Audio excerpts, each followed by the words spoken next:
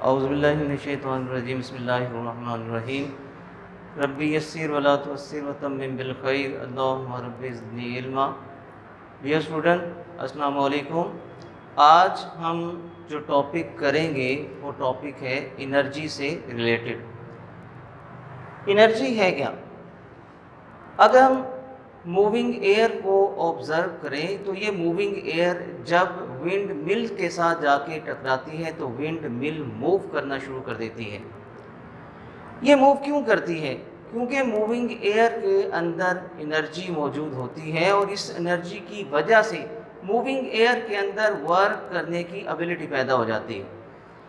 अगर हम किसी दरिया के अंदर फ्लो होने वाले वाटर को ऑब्ज़र्व करें तो ये जो वाटर होता है ये अपने अंदर मौजूद चीज़ों को अपनी फ़्लो में बहा कर ले जाता है और यही जो फ्लोइंग वाटर है वाटर टर्बाइंस के ऊपर आकर गिरता है तो वाटर टर्बाइंस जो हैं वो चलना शुरू हो जाती हैं, उनके अंदर वर्क करने की एबिलिटी पैदा हो जाती है। तो ये सब कुछ फ्लोइंग वाटर के अंदर एनर्जी का ही रिज़ल्ट है। तो एनर्जी है क्या? एनर्जी किसी बॉडी के अंदर वर्क करने की एबिलिटी का नाम है एनर्जी। अगर हम इसकी नेचर को देखें तो ये एक स्केलर क्वांटिटी है और इसका SI यूनिट यानी जिसके अंदर एनर्जी को मेजर किया जाता है वो वर्क की तरह जूल ही है। एनर्जी डिफरेंट फॉर्म्स के अंदर होती है। फॉर एग्जांपल मैकेनिकल एनर्जी है, हीट एनर्जी है, लाइट एनर्जी है, साउंड एनर्जी है। लेकिन बेसिकली एनर्जी की दो टाइप्स होती हैं। एक को नाम दिया जाता है काइनेटिक एनर्जी और दूसरे को नाम दिया जाता है पोटेंशियल एनर्जी। काइनेटिक एनर्जी है क्या? ऐसी एनर्जी जो किसी बॉडी के अंदर उसकी मोशन की वजह से मौजूद हो और वर्क करने की एबिलिटी उसके अंदर पैदा हो जाए, ऐसी एनर्जी काइनेटिक एनर्जी कहलाती है। तो मूविंग एयर के अंदर मौजूद जो एनर्जी होगी वो काइनेटिक एनर्जी होगी और इसी तरह किसी दरिया के अंदर फ्लो होने वाले वाटर के अंदर जो एनर्जी होगी वो भी काइनेटिक एनर्जी ही होगी। डियर स्टूडेंट, काइनेटिक एनर्जी हम इस फार्मूले की रूप से फाइंड कर सकते हैं। ये इक्वल होती है 1/2mv²। हम इसका प्रूफ करेंगे। सपोज करें एक बॉडी जिसका मास m है वो इनिशियल वेलोसिटी v से ये बॉडी मूव कर रही है। ये बॉडी कुछ टाइम गुजरने के बाद s डिस्प्लेसमेंट कवर करके रुक जाती है, उसकी फाइनल वेलोसिटी 0 हो जाती है। अब ये बॉडी मूव कर रही थी, ये s डिस्प्लेसमेंट कवर करने के बाद रुक क्यों जाती है? क्योंकि इसके ऊपर फ्रिक्शन की फोर्स मोशन की अपोजिट डायरेक्शन में एक्ट करती है। इस फ्रिक्शन की फोर्स के बावजूद उसके अगेंस्ट ये बॉडी वर्क करती है। ये बॉडी वर्क क्यों करती है? क्योंकि ये बॉडी मोशन के अंदर है और इसके अंदर काइनेटिक एनर्जी मौजूद है। कोई बॉडी कितना वर्क कर सकती है? जितनी उसके अंदर काइनेटिक एनर्जी होगी। अगर काइनेटिक एनर्जी कम है तो वर्क कम होगा और अगर काइनेटिक एनर्जी बॉडी के अंदर ज़्यादा है तो वो बॉडी ज़्यादा वर्क करने की एबिलिटी रखती है। यानी काइनेटिक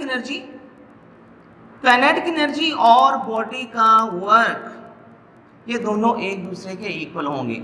वर्क ये इक्वल होता है F क्रॉस S के।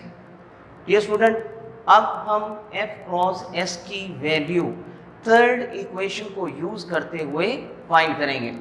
थर्ड इक्वेशन के लिए जो वैल्यूज़ हैं, जो डाटा है, हम यहाँ से पिक करेंगे। इनिशियल वेलोसिटी, इसको हम इक्वेशन 1 का नाम देंगे। इनिशियल वेलोसिटी बॉडी की है v।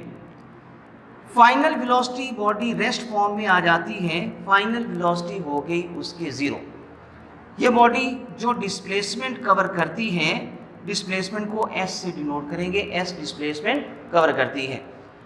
पहले बॉडी की वेलोसिटी v थी, बाद में s डिस्प्लेसमेंट कवर करके फाइनल वेलोसिटी हो जाती है 0, यानी बॉडी की वेलोसिटी डिक्रीज हुई है। तो वेलोसिटी जब डिक्रीज होती है तो इसके अंदर नेगेटिव एक्सेलरेशन जो है वो पैदा होता है।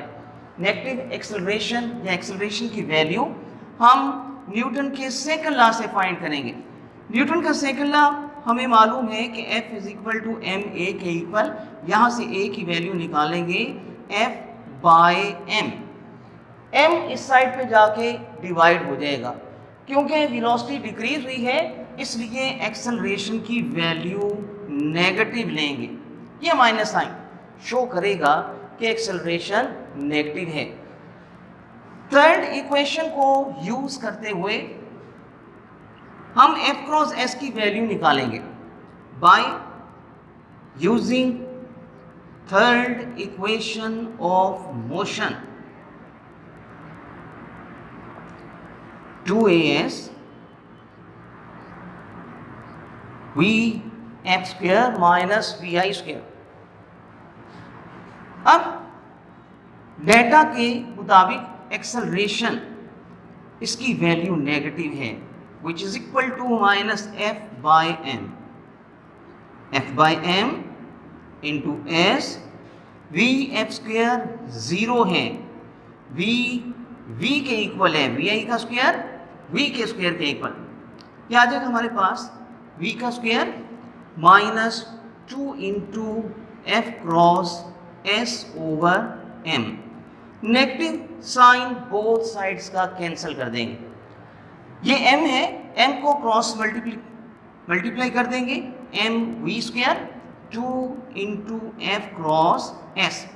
यहाँ से हम f क्रॉस s की वैल्यू फाइंड करेंगे। f क्रॉस s 2 को उधर डिवाइड कर देंगे, 1 बाय 2 m v स्क्वायर। ये जो f क्रॉस s की वैल्यू हमने फाइंड की है, इसकी वैल्यू को हम इक्वेशन a के अंदर पुट कर देंगे।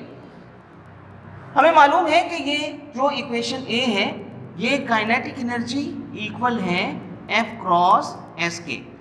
f cross s 1 by 2 m v square के इक्वल है।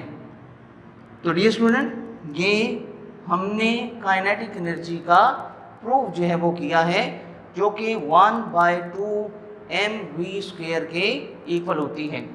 तो आज हमने एनर्जी क्या है, एनर्जी की डिफरेंट फॉर्म्स कौन सी होती हैं, बेसिक कितनी टाइप्स होती हैं, उनमें से हमने एक बेसिक टाइप उसकी स्टडी की है काइनेटिक एनर्जी, और उसका हमने प्रूव किया है। अगर कोई क्वेश्चन है, कोई प्रॉब्लम है, तो आप ग्रुप्स के अंदर आकर हमें क्वेश्चन कर सकते हैं, हमारे साथ डिस्कस कर सकते हैं। Dear student, stay home, stay safe, focus health and study. Thank you.